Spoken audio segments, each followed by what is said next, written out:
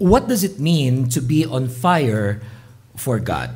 Yung pong maging on fire sa faith, maging on fire sa God, it's something that we will often hear from preachers, from Christians, from churches like ours, that it is important that Christians are not just having faith and serving the Lord, but that the Christian is on fire for God. What does that mean? Now, the Word of God teaches us that God does not want us to be lukewarm Christians. Yun po'y malinaw. Revelation 3:15-17 says, I know what you do, that you are not hot or cold. I wish that you were hot or cold.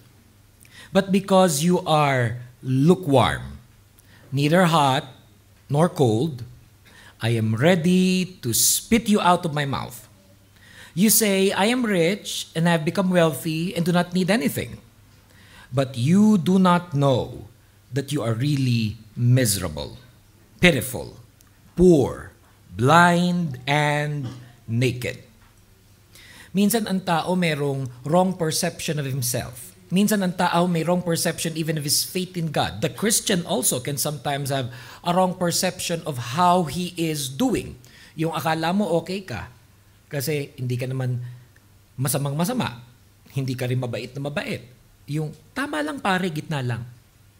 So minsan iniisip ng mga tao yung pagiging gitna, hindi masyadong masama, hindi masyadong mabait, okay lang yun sa Lord.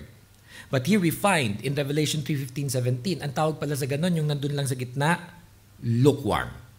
At hindi gusto ng Lord na ang Christian ay lukewarm. And obviously what He wants is that Christians are on fire for God. And specifically, that we are on fire through the Holy Spirit of God. Acts chapter 1 verse 8 says, But you will receive power when the Holy Spirit has come upon you, and you will be my witnesses in Jerusalem, in all Judea and Samaria, and to the ends of the earth. Na mula riyan nakikita po natin na ang Christian ay nagiging on fire, nagiging mainit sa kanyang pananampalataya, sa kanyang relasyon at paglilingkod sa Diyos because of the power of the Holy Spirit. And that's why hinihingi natin yun. Hinihingi natin yun sa mga panalangin natin. Lord, anoint me. Lord, empower me. Lord, fill me. And it is not because the Holy Spirit is not inside. He is already inside. The moment that the Christian accepts Jesus as his personal Lord and Savior, not only did we accept Jesus, but we also received this Holy Spirit in our lives, and this body becomes His temple. Pero ipinapanalangin natin, Lord, give me more of your anointing. Lord, give me more of your presence. Fill me, empower me. Dahil ang gusto natin, yung gusto ni Lord, na tayo ay maging on fire. Ang ilan sa atin na nakikinig ng message na ito, maaring yun na ngayon ang kalagayan sa buhay. Mainit ang pananampalataya. O di naman yung ilan sa atin, hindi masyado ganun kainit, pero naririnig mo ito ngayon at gusto mo rin yan, yung maging mainit sa pananampalataya. Pwede rin meron sa atin na malamig. Hindi na nga lang basta lukewarm, pero malamig na yung pananampalataya. I pray that the message of God for you today will enable you to experience the power of the Holy Spirit in your life once again. Na pag naranasan mo na yung fire ng Lord, naranasan mo na yung kapangyarihan na sa kanyang buhay, naranasan mo ito sa iyong buhay, I pray that this will be your desire. Itong 1 Thessalonians 5:19, don't put out the Spirit's fire. Na pag naranasan mo na ito, mainit ka na sa pananampalataya, yun na yun. Huwag ka nang bumalik dun sa malamig. At kahit pa nga dun sa pagiging lukewarm, don't put out the Spirit's fire. Again, what does it mean to be on fire for God is the focus of our message for today. Na pinamagatan po nating, this guy, this girl is on fire. This guy, this girl is on fire. Kaya pakisabi po nyo sa inyong katabi, sana daw on fire. On fire. On fire. What it means to be on fire for God. Tayo po'y manalangin sa Panginoon. Aming Diyos at aming Ama, nagpapasalamat po kami sa inyo pong presensya sa aming kalagitnaan. Na kami, Lord, nakaka-worship sa inyo. Sa aming pong mga singers, sa aming mga musicians, mga kasama namin sa church, pati na rin yung mga nakikinig na mensaheng ito, thank you for all of these people that joins us even right now, this moment, to experience and to encounter God once again. And we submit ourselves to you completely. Lahat ng kung sino po kami, yung tumatakbo sa aming isipan, nararamdaman ng aming puso, nangyayari sa aming buhay, our entire being worships you, Lord. Our entire being worships you, God. We not only respect you, we not only love you, but we bow down to you, Lord. We worship you. We give our everything to you, God. Dahil alam namin, Lord, deserving ka. Deserving ka ng lahat ng worship na dapat ibinibigay sa inyo. Hindi lang dahil sa mga ginawa mo na para sa amin, to which we are completely and forever thankful, but more importantly, because of who you are. Because of who you are. We worship you for who you are in our lives. At gamitin mo ang iyong lingkod bilang inyong messenger. Speak so clearly to your people. Flow through the power of your Holy Spirit, even right now, as we pray all of these things. In the name of the Father, the Son, and the Holy Spirit. In Jesus' mighty name, this is our prayer. All God's people say, Amen. This guy, this girl, is on fire. What it means to be on fire for God. Ilang mga items, beginning with this one. Diretsa na. That those who are on fire for God, worshiping God for them is very important. Pag sinabi mo ang tao, on fire yan sa Lord, napakahalaga sa kanya mag-worship sa Diyos.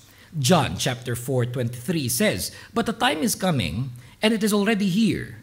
Even now, the true worshipers are being led by the Spirit to worship the Father according to the truth. These are the ones the Father is seeking to worship Him." Malinaw na malinaw, dyan sa verse na ating binasa, na ang tao raw na puspos ng banal na Espiritu ng Diyos, pag nasa iyo na ang Holy Spirit, you are being led by the Holy Spirit. Na yung mga ginugusto mong gawin sa iyong buhay are the things of the Spirit of God. Dahil balikan natin yung sinabi natin kanina, nung bago tayo magsimula, na kaya nagiging on fire ang isang Christian, kaya nagiging on fire ang isang tao dahil sa presence and power of the Holy Spirit. Na nangyayari pag tinanggap natin si Jesus bilang Lord and Savior. He comes in. Kaya tuloy nalalaman mo that He is in you. That you are truly a child of God. That you're truly a Christian is when you are led by the Spirit of God. Na yung ginugusto mo sa iyong buhay, na yung importante sa iyong buhay, yung sinasabi ng Espiritu na yun dapat ang importante sa iyo. Beginning with this one, worship. Kaya non-negotiable sa Christian ang pagsamba. Nasa Pilipinas man, at kahit pa nga naririto sa ibang bansa. Just yesterday, I was in this building here in Dera, Dubai, and I went to the lost and found section because I was looking for something very, very important that got lost. While I was there in the lost and found section, natuwa naman ako na kabayan yung aking kaharap at kabayan yung in charge dun sa lost and found section, and she was very nice. And immediately this woman asked people concerned tungkol dun sa hinahanap kong mahalagang nawala na ito'y hanapin. Habang kami nag-aantay doon sa kanyang opisina, she was browsing through her computer. At hindi naman sa ako'y pakialamero at chismoso, natanong ko ang mga naroroon. Siguro yun na nga rin yun. And I was seeing yung kanyang mga tinitignan sa kanyang screen. She went to YouTube. Alam mo naman ang YouTube, kung yung madalas mong tinitignan, yun lagi makikita mga iba't ibang videos doon sa ilalim. Yun nakita. Napansin ko puro mga Christian channels, Christian mga songs. So, naglakas loob na ako. May nakita na akong hinte. Tinanong ko, sabi ko, puro Christian songs. Mahilig ka? Opo, kasi Christian ako. Kayo po. Yun na, nagdire-diretsa na.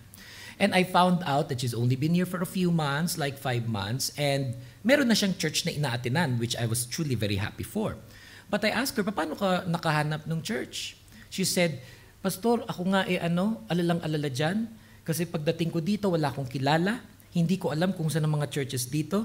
Pero minsan ako napasakay sa metro. Tapos meron po ako nakita halos malapit lang sa akin. Yung pastor ng church na inaatinan ko ngayon at may kasama pa siya, nag-uusap sila puro tungkol kay Lord. Yung pinag-uusapan nila. And because etong girl na kausap ko is a girl on fire. Iba na kasi ibig sabihin ngayon yan yung this girl is on fire. But because this girl is on fire for the Lord.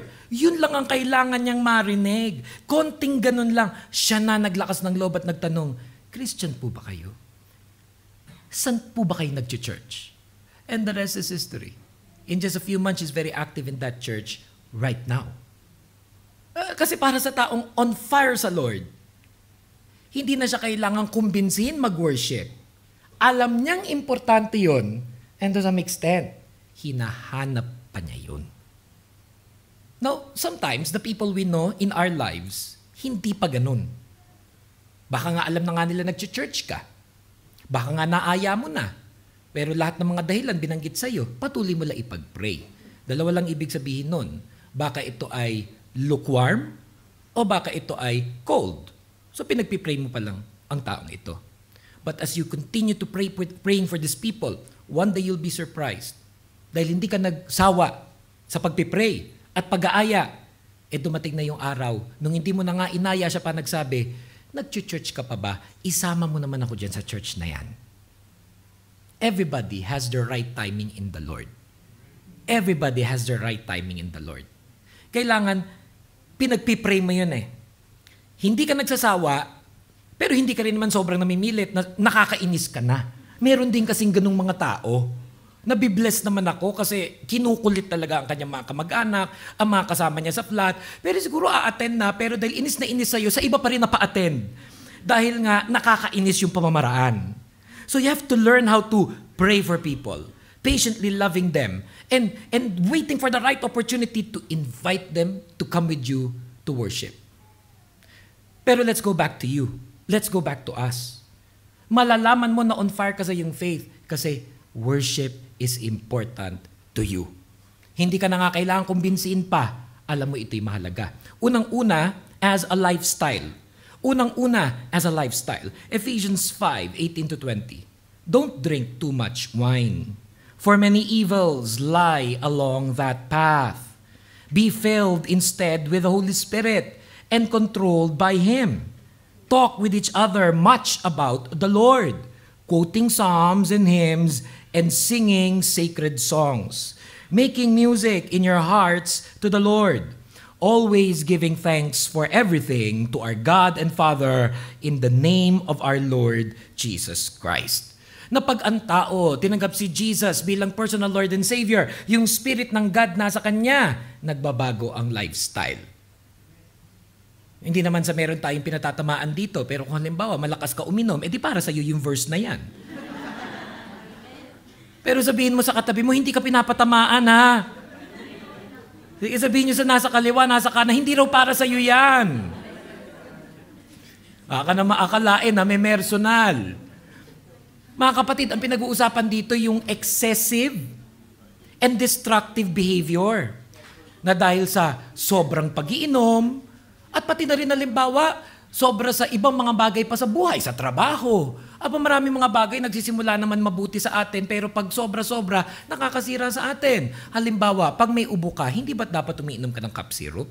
Pero dapat hanggat sa kung kailan lang sinabi nung doktor, at yun lang yung boting iinumin, nasarapan ka. Yung ang sarap-sarap pala nito, yung pag ang sakit ng ulo mo, ang rep mo'y punong-puno na ng cough syrup, addict ka na. Kaya pala mula nung uminom ka niya na hindi ka na inubo, dahil sobra-sobrang cough syrup ang linalagay mo sa iyong katawan. Addiction is always bad. Alam niyo ba kahit yung love sa isang tao, dapat alam din balansehin yan. Sobrang gino-glorify, rin-romanticize yung sobrang love for someone else, and how don't we want that, you know, that a parent loves their child so much, a wife loves his husband so much, a boyfriend, a girlfriend loves his girlfriend so much. How beautiful these experiences are.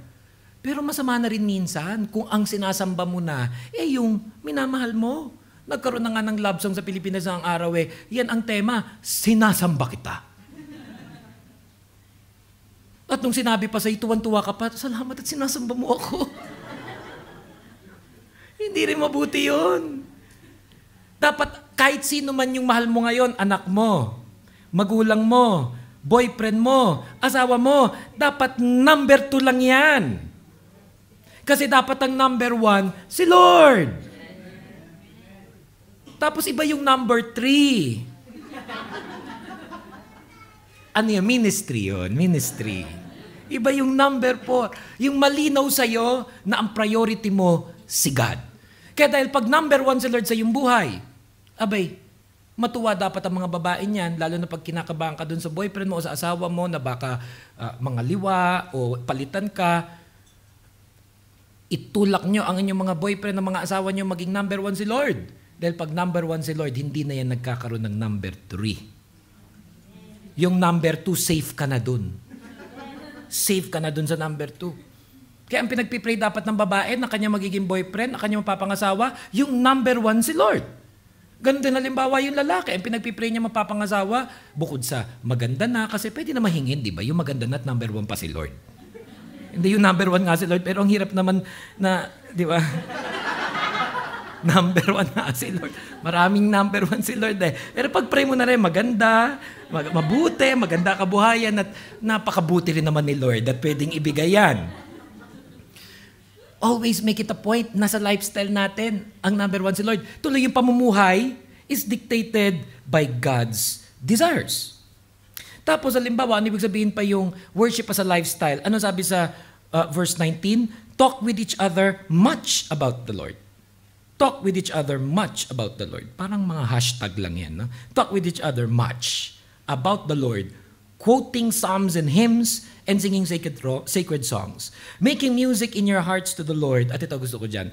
Always giving thanks for everything to our God and Father in the name of our Lord Jesus Christ. Ano ibig sabihin nito? Kahit nag-iisa, kahit nasa bahay, kahit nagdadrive sa kotse, nagja-jogging, nagko-commute, araw-araw, ganun ang lifestyle mo. Thank you, Lord. Nagising ako. Thank you, Lord. May trabaho ako.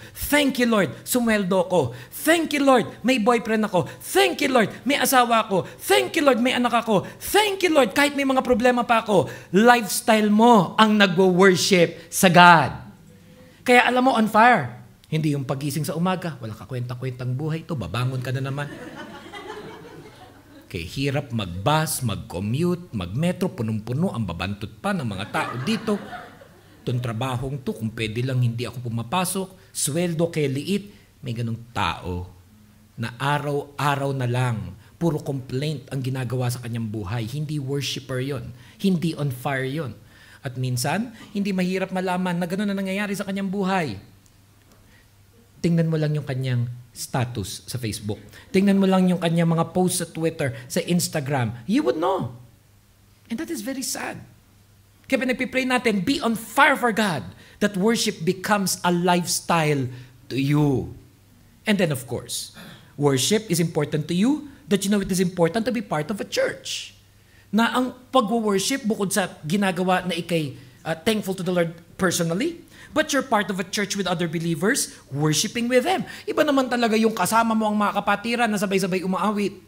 Nakakita ka ng mga encouraging faces in the church. Nasasabihan ka ng mga tao na you are blessed by God at nakakapag-serve ka pa sa Panginoon. Hebrews 10:25 says, let us not neglect our church meetings as some people do, but encourage and warn each other, especially now that the day of His coming back again is drawing near. Minsan sa buhay ng tao, lalo na yung mga matagal ng Christians, minsan parang kailangan ng break from church routine, from church life. Naiintindihan ko yun eh. Kaya I find some Christians who've been Christians for a long time, minsan 1 month hindi mo na mag-church kasi parang kailangan lang niyang a time alone with himself, pero hindi naman ibig sabihin, hindi siya nagpipray, hindi siya nag-worship. Ngayon nga dahil may YouTube na, may mga internet websites ang mga churches, nakikisabay pa rin, naiintindihan ko yun eh. Huwag lang yun patatagalin. Huwag lang dumating sa point na naging konsepto mo na okay lang pala na kahit hindi ako part ng church. Because that is not correct. Dahil kung hindi pala mahalaga ang church, dapat hindi itinayo ni Jesus yan. Ang nagtayo ng church, hindi naman ako. Ang nagtayo ng church, hindi naman yung mga pastor. Ang nagtayo ng church, si Jesus. At ang sabi ni Jesus, I will build my church. And the gates of hell will not prevail against it. Importante at mahalaga that we're worshiping as part of a church. At si Jesus Christ, pagbabalik mula sa langit, babalik para sa kanyang church. It's more than just the attendance. It's definitely not the building, and it's most definitely not the organization, but believers who are together as a church family, doing the will of God, worshiping Him on this earth. Kaya alam mo, hindi mo rin pinatatagal kung meron ka mga moments na hindi ka nag-church noon, just for a few moments. Kahit sa ating church, minsan may mga kapatiran, napapansin ko, pag halimbawa wala ngayong linggong ito, mini-message ko ngayon, pinagpipray ko, pero hindi ko rin kinukulit. Pag tumatagal na siguro na ikalawa, ikatlo, ikaapat, isang buwan, yun napupuntahan mo at kakamustahin, baka merong ibang dahilan, ba't ganun na naganap? But we understand. But at the same time, we admonish and encourage people that it is important to always worship God by being part of the church. No matter how imperfect churches are. No matter even if sometimes our own church has its failings. Hindi naman tayo lingid dyan at nais nating mas lalo pa tayong bumuti sa ating pagiging isang church. But do not give up on the church. Do not give up on you being part of a church. But to grow in faith and in worshiping God, we must become part of the church. People are on fire for God. Importante sa kanila yon. Importante sa kanila mag-worship at importante sa kanila ang kanilang church. Ano pa? Those who are on fire for God, ito makikita natin sa kanila. Ito dapat ang nakikita sa atin. You pray always. Ang tao na on fire sa Lord, you pray always. 1 Thessalonians 5:16 to 18. Always be joyful and never stop praying. Whatever happens, keep thanking God because of Jesus Christ. This is what God wants you to do. Babasahin ko pa po ulit. And the reason is this. I believe this verse is being given by the Lord for specific individuals right now. Na meron sa atin na may mga pinagdadaanan sa buhay. Something happened to you yesterday, the other week. May nangyayari sa buhay mo ngayon. At meron kang hindi alam na pakiramdam. It's affecting you. I believe this verse is God sent. God wants you to hear it over and over again. So listen to this. 1 Thessalonians 5:16 to 18. Always be joyful and never stop praying. Whatever happens, keep thanking God because of Jesus Christ. This is what God wants you to do. At ang lahat ng naniniwala dyan, say amen. Palakpakan po natin ang Panginoon.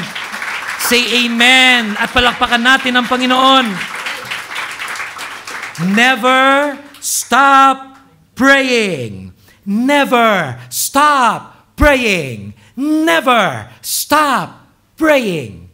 What does this mean? Now that you're on fire for the Lord, you face problems differently. Now that you're on fire for the Lord, you face problems differently. And hopefully, so much better than you did before. Kanya-kanya tayo ng paraan ng pagharap sa problema. May mga kilala tayo, ang pagharap sa problema, maglalasing agad. Maling-mali. May mga tao pa nga, yung pa nag-aaya, alika, bigat ng problema mo, lasingan na yan. Tuntuwa pa, kasi alam niyang, dahil mabigat ang problema nung kasama niya, inuman ito, happy pa siya. Maling-mali. Iba ang pagharap sa problema, pagre-rebelde. Ang kabataan, lalaya sa magulang. Bumenta na ang dramang yan. Iba naman. Iba ang pagharap sa problema na nananakit ng kapwa-tao. Nambubugbog, binubungi ang asawa.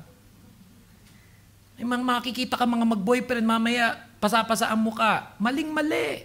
Pag may problema, hindi nagsasapakan. At lalong wag mo rin sasaktan ng sarili mo. Ay mga tao, pag mabigat ang problema, may nakitang blade, parang kumikinang. Pag nakitang mga lubid kung saan-saan, parang pinapractice pa.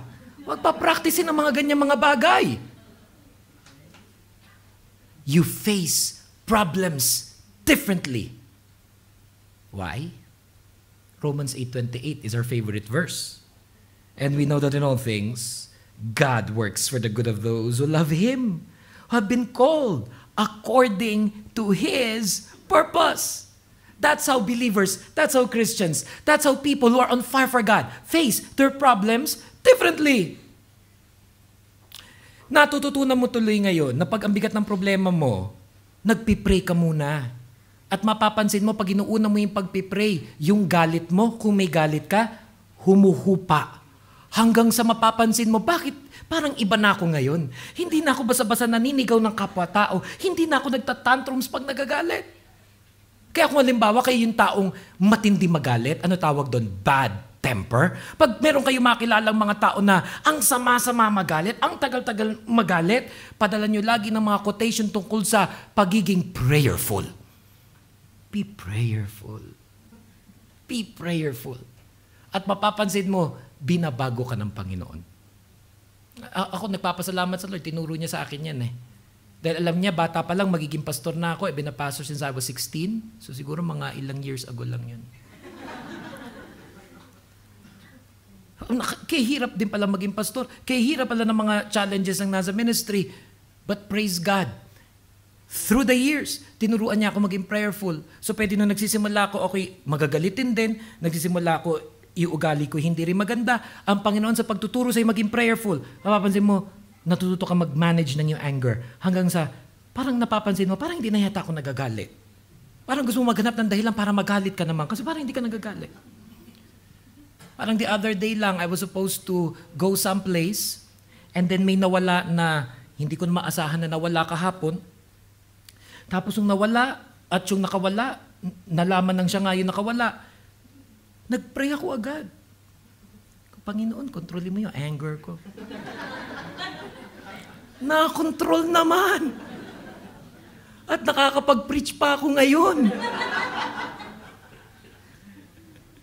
Kaya ano ibig sabihin nun? Kasi binabago ng Lord yung attitude mo sa buhay eh. Na kung merong mga magandang hindi nagaganap, imbis ang unang reaction mo, venting anger towards other people, teka, baka may purpose si Lord. Kasi in all things, God works for the good of those who love Him and are called according to His purpose. A person who is on fire for God, wala nang aksidente sa kanya. Wala nang coincidence sa kanya. Lahat ng nagaganap sa kanyang buhay, may purpose si Lord. So kahapon may nangyari sa akin hindi masyado maganda. May nawala sa akin na medyo mahalaga. Medyo mahalaga lang naman konti. Nangyari nung tanghali, so pray ako. Tapos pagdating ko nung hapon, may mga nagme-message sa akin, Pastor, may purpose si Lord, may purpose si Lord. At nung humupa na yung, ano man yung nararamdaman ko, naglakad-lakad ako somewhere. And I was asking God, Lord, ano nga ba purpose mo kung bakit nangyari sa akin the other day? Why I have this problem right now? I suddenly met a person who I never knew, I've never met, way back in the, late at night, last night. Tapos to make the long story short, bagong-bagong mananampalataya lang dito. At naghahanap siya ng magba-Bible study sa kanya. Kasi listen to this, bagong Christian lang to ha. Tapos, naghahanap siya magpa-Bible study sa kanya, natagpuan niya ako, at alam niyo kung ano gusto niya? Gusto niyang magpastor. Tingnan mo talaga si Lord. Alam niya kung paanong huhupa pa lalo yung galit ko. Kung nagalit man ako doon sa taong nakawal, humupa na lalo kasi nakita ko na yung purpose. Naging prayerful ka, nakikita mo yung purpose ni Lord, and then you know. Ano man ang problema mo ngayon sa iyong buhay, ano man ang pinagdadaanan mo sa iyong buhay, you won't stop praying because God has a purpose for everything. Tell your neighbor, God has a purpose. Sabihin niyo sa inyong mga katabihan, God has a purpose for everything. God has a purpose for everything. And it makes it better. Tama? It makes it better. You feel it right now, yes? Diba? You feel better now. Kasi alam mo always, God has a purpose. At tuloy tayo, we learn this. We encourage others by praying for them as well. Kasi pag natututunan na natin yan, maging prayerful, natututunan na natin ang dahilan ba tayo prayerful, that God has a purpose for everything, hindi ka nasasatisfy na ikaw lang yon. You are not satisfied na ikaw lang yon. You want to encourage others by praying for them as well. Sabi sa Biblia, James 5:16, therefore confess your sins to each other and pray for each other so that you may be healed. The prayer of a righteous person is powerful and effective. Na ngayon ikay on fire sa Lord. Gusto mo mag-pray para sa ibang mga tao at may assurance ka, didinggin ng Lord ang iyong prayer. Because the person is on fire, is a righteous person, and his prayer is powerful and effective. Kaya maghanap kayo ng mga taong pwede niyo ipag-pray. Hindi dahil wala ka rin problema. Marami nga sa nagpipray sa atin, may mga pinagdadaanan din sa buhay. But that won't stop you from praying for others as well.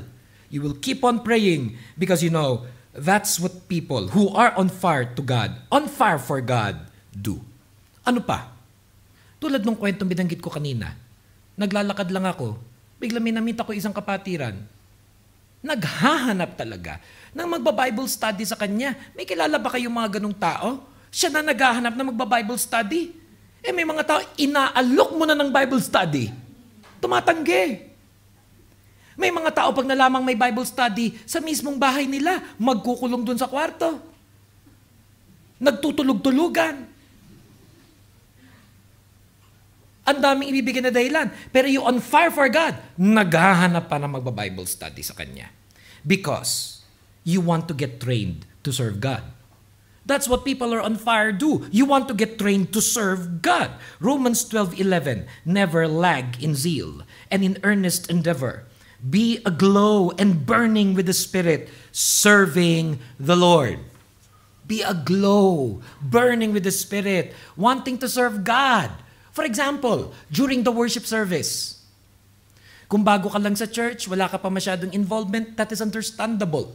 But as you grow in faith and in service to God, you want to be involved. Yung hindi aandar dapat ang worship service pag wala ka, ganun dapat yung involvement. Hindi yung dumating ka, wala ka, nobody knows. Kahit man lang ang unang ministry mo, ministry of attendance, dun man lang maging expert ka. Ibang mga tao, yan na nga lang ang ministry. Bumibigay pa every now and then. Dumadating nga, patapos na. Kaya paano pa talaga ito makakapaglingkod sa Panginoon? So, you want to be involved in the worship service. 1 Timothy 4:14-15, do not neglect the spiritual gift you received through the prophecy spoken over you when the elders of the church lay their hands on you. Give your complete attention to these matters. Throw yourself into your tasks so that everyone will see your progress. Meron tayong spiritual gift. There's something about you na pwedeng magamit for the glory of God. Ang gusto ko, ang church, madiscover natin who among us maganda boses at yung maganda boses dapat kumanta. At yung hindi maganda boses dapat mag-pray lalo para sa ministry na ibibigay sa kanya ni Lord. Dahil imposibleng wala kang ministry. So yung maganda boses, kumanta and everybody say, Amen! I'd like us to be that kind of church. Ay, gusto ko umattend sa church na yan kasi yung mga nagpapaawit, yung nagsa-special number, ang gaganda ng boses nila. At nagpapasalamat ako sa Lord dahil marami nang ipinakikita sa atin si Lord. May mga napapaawit na tayo, ako man. One of the things I look forward to every Friday, Monday, Wednesday, ano man ang worship day natin, is to hear our singers sing. Kasi ibig sabihin yung may gift, ginagamit yung gift for the Lord. Kaya hirap naman pag nalaman, tinatanong ng tao, sino po ba yung singer? Sige po, doon ako sa message darating. Sinasadya tuloy ng mga taong hindi dumating sa worship. Kasi alam nilang yung nagpapakanta ngayon na hindi yun yung gift. Dapat yung may gift, gamitin yung gift. Kaya kung meron sa inyo, hindi pa namin kilala, marami namang nagsabing maganda boses mo at hindi lang nanay mo, ha? Hindi lang boyfriend mo. As in marami. Aba, itry natin. I-volunteer mo na sarili mo kung wala nakakaalam. Sisimula naman yan na ikay pagbabakapin sa mga papakinggan. So pag halimbawa maganda boses, ma-isi-schedule it. Pag halimbawa napansin natin iba gift, pagpipray natin sa talaga na dapat ilagay. You're a musician, play the instrument. Masarap ka magluto. Alam niyo ba itong church na to? Naghahanap talaga tayo ng mga masasarap magluto. Isa sa pinaka-importante na ministry natin, next to the preaching of the Word of God, is cooking. Bago mag-start ang worship natin, meron tayong pakain. Blessed na blessed ako pag may nagsasabi, Pastor, sino yung nagluto ngayon? Ang sarap. Tapos malalaman mo, kaya pala bumabalik every week sa worship. Akala ko sa message, yung food pala. So yung may gift, use your gift for the glory of God. At baka iba sa inyo, ang gift pag-donate ng pera, gamitin mo na mga kapatid ang gift na yan. Hinahanap din natin yan. Yung mga taong gifted sa generosity. Whatever your give is. Ano sabi dyan? Verse 14, do not neglect your gift. Say this with me. Do not neglect your gift. Say to your neighbor, do not neglect your gift. Do not neglect your gift. Use your gift for the glory of God. Isa sa pinakamasarap na feeling, mag-worship service, kung ano man yung gift mo, lalapit sa iyong kapatiran, kapatid, nabibless ako pag ikaw yung nag-a-usher, ang sarap ng ngiti mo. Kapatid, nabibless ako sa pag-awit mo, ang ganda ng boses mo, ang ganda mo, pwede ba kitang ligawan? Kapatid, nakaka-bless ang pagluluto mo. Praise the Lord. Sabihin mo nga sa iyong katabi ulit, do not neglect your gift. Parang may konting icebreaker lang dyan. Lado serious eh. Get trained to reach people for Jesus. Get trained to reach people for Jesus. Kaya ka nagpapa-Bible study. Yung na-meet ko the other day, sabi niya, pastor pala po kayo? Pwede po bang i-Bible study? Yun yung word. Yun yung word niya sa akin. Pastor po pala kayo. Kaya pala po nung nakita ko kayo, sabi ko, there's something about you, sabi talaga niya. Sabi niya, nung nakita daw niya ako, hindi pa niya alam na pastor ako, parang kay bait daw ng utsura ko. Sabi ko, praise the Lord. Kailangan mo tali inayos ko yung hasta ko lalo. Kailangan i-maintain yung image sa kanya. Kabaitan. But then he said, pastor pala po kayo, pwede niyo po ba ako i-Bible study? Gusto ko rin po kasing maging pastor. Ganon dapat yung bina-Bible study. Hindi lang bina-Bible study para dumami knowledge. But you're being done this training so that whatever is being taught to you, you will teach to others. 2 Timothy chapter 2 verse 2 again is a favorite verse of ours. For you must teach others those things you and many others have heard me speak about. Teach these great truths to trustworthy men who will, in turn, pass them on to others. Don't just go to the Bible study to be taught. Go to the Bible study so that when you are taught, you're trained to teach others as well. That you will be the kind of church, you enter into a restaurant, you see the waiter, you see the waitress, and then you're praying for this person. I want to bring this person to Jesus Christ. Pumunta ka sa mall, may nagtitinda, you talk to this person, bukod sa may binili ka, ang sinabi mo sa kanya, come to church with me next week. You're in the office, nakatira ka sa iyong flat, kung sino man ang dadalhin ng Lord sa'yo, or hindi ka nag-iintay na may dadalhin si Lord sa'yo, ikaw mismo nagpapadala sa Lord, nadalhin ka kung saan, at ikaw yung aabot sa tao, you will reach people for Jesus Christ. That's why you want the Bible study. Because you want to be trained so that you can do Bible study for others as well. Kung hindi mo pa kaya, just open your house. It starts there. Pastor, pwede sa bahay namin magpa-Bible study. And then it goes on. Mamaya ikaw na nagtuturo. At marami ka nang nadadala for Jesus Christ. Ganon ang on fire for God. A person who is on fire for God is a witness for Christ. A person who is on fire for God reaches people and brings them to Jesus. Which leads us to our last point for today.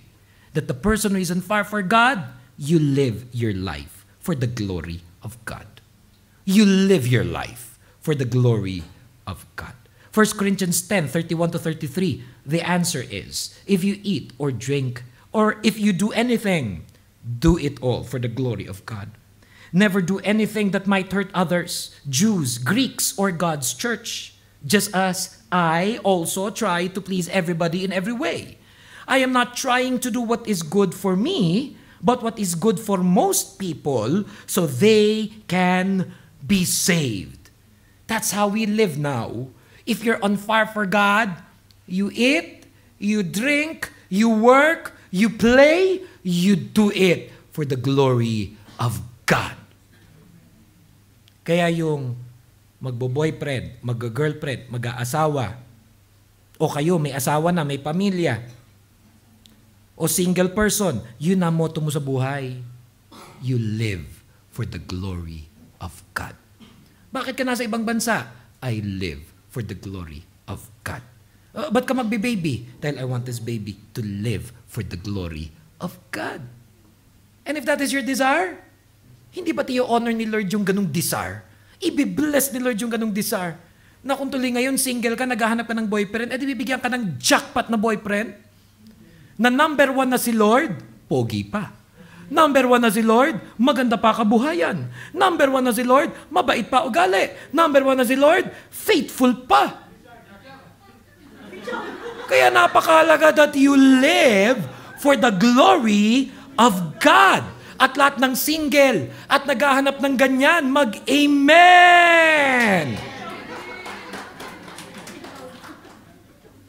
At hindi ba't gusto mo yun na pangasawa mo, faithful sa'yo? Hindi ba gusto mo yun na pangasawa mo, mabuting asawa? Dapat ang goal niyo mag-asawa, live for the glory of God. Dapat ang goal niyo bilang magulang, live for the glory of God. Magulang ka dito, anak mo nasa Pilipinas, nag-aaral. Dapat laging kasama sa payo niyo sa inyong anak. Anak, sige, pagbutihin mo yung pag-aaral mo, ha? Lumayo ka sa bisyo, ha? Yung mga barkada mo, lumayo ka doon sa mga bad influence. Dapat may kasamang live for the glory of God. Who's gonna teach that to your children? It has to be you. You tell your children, anak, sige, pasukin mo yung trabahong yan. Anak, sige, gawin mo itong trabaho. Pumasok ka sa ganyang competition. But you say, but live, give it for the glory of God. Well, because what does this mean? That God's will is important to you. Kaya mo nasasabi yun eh. Kasi mahalaga na sa iyo ngayon, God's will. Kaya, manliligaw ka, may nanliligaw sa iyo. Ang pinagpipray mo, sino po ba ang kalooban mo, Lord? Sino ba yung God's will? Kung kailan kayo mag-aasawa, kung kailan kayo ikakasal, pinagpipray mo, Lord, kailan ba yung God's will? May mga options ka sa trabaho, nalilito ka. Kasi nung nag-apply ka, 4-5, pinag-aagawan ka, naku, napakasarap naman ang ganong feeling. And then what are you praying for? God's will. Pinagpipray mo kung halimbawa magkaka-baby na kayo ulit. Kasi hindi, feeling mo parang dapat pa itong dagdagan, nakakapito na kayo, parang gusto pa ni Lord, maging 8 pa. Pero ang pinagpipray mo, God's will. Gusto pa ng Lord na magka-baby na. That's how we decide. For the glory of God and because of His will. For the Bible says in 1 John 5:14, and we are sure of this, that He will listen to us whenever we ask Him for anything in line with His will. That's how we pray. That's how we believe. That's how we live. In line with God's will. Hindi tayo nakokornihan dyan. Hindi tayo nahihiyang sabihin yan.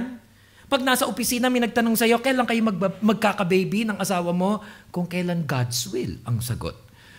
Kailan kayo pupunta sa ibang bansa? Di ba? Gusto mo mag-Canada, maganyan. Kung kailan gusto ng Lord. Ano yung God's will? Yung aalis ka na ba dito sa work na to? Pinagpipray ko yung kalooban ng Lord.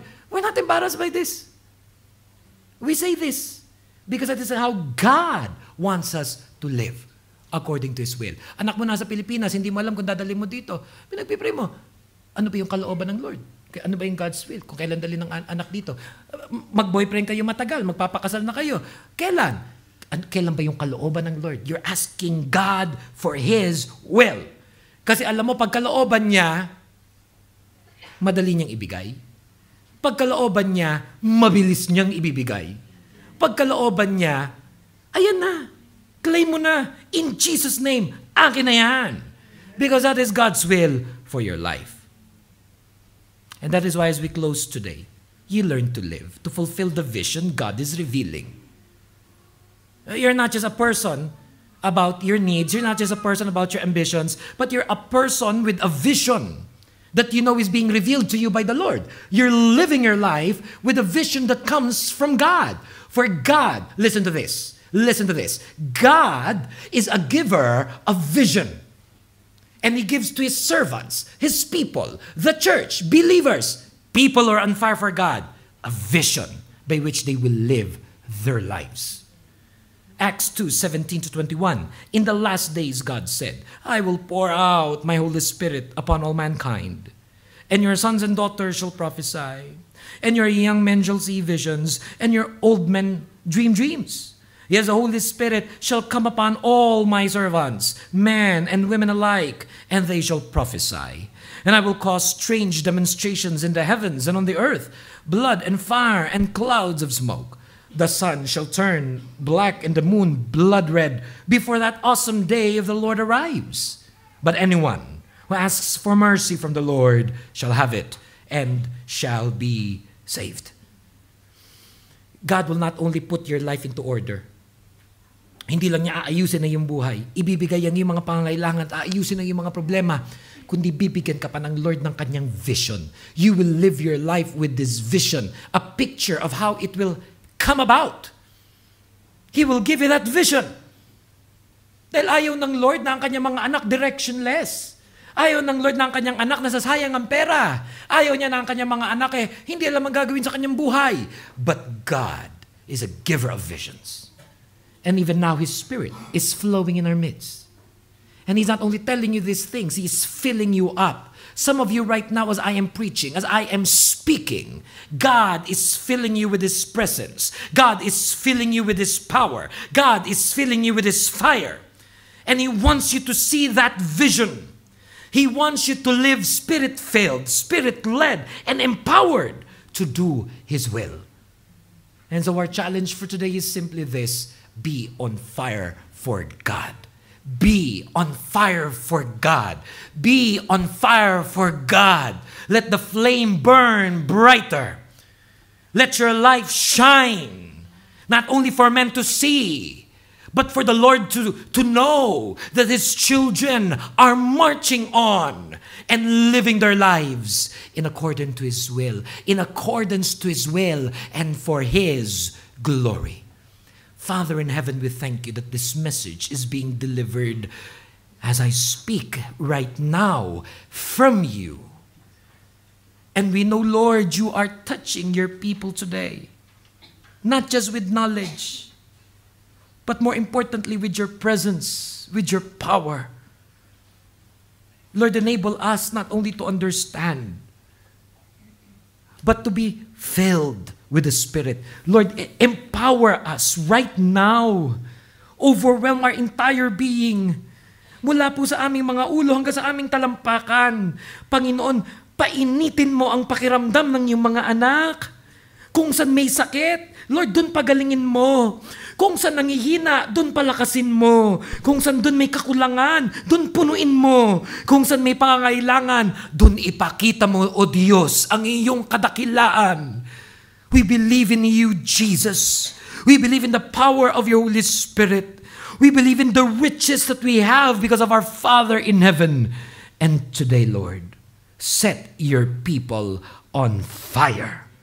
Set Your people on fire. And that is why, people of God, wherever you may be seated, may I ask you once again, just kindly lift both of your hands to the Lord. Just kindly lift those hands to the Lord. And not only should we give our prayer requests to Him, but I would like you to be ready to experience and to receive a fresh touch of His Spirit in your life, to be empowered, to be on fire, to feel His presence so strongly even now. In Jesus' name. Panginoon, kumilos ka. Hipuin mo ang iyong mga anak. Hindi lamang po yung kasama ko ngayon at this present time, but even those who are listening to this message, fill them with the fire of Your Holy Spirit. Let them see visions. Let them dream dreams. Let them prophesy. Let them be empowered to do signs, wonders, and miracles. Lord, we believe this now. We claim this now in accordance to Your will. That truly, Lord, nothing is impossible with You. That nothing is impossible with You. Lord, everything now, we entrust to You. Everything now, our lives, we entrust to You. All of it, Lord. All of it, Jesus Christ, we entrust to You. Mga kapatid, even as your hands are lifted up to the Lord, just say, thank You, Lord, for Your Spirit. Come and just say, thank You, Lord, for Your power.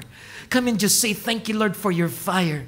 Oh, just come and lift those hands to the Lord and claim and receive your blessing in Jesus' name. Come and just say it with your heart, with your mouth. I claim my blessing, Lord, in Jesus' name. I claim it. I claim it. I receive it in Jesus' name.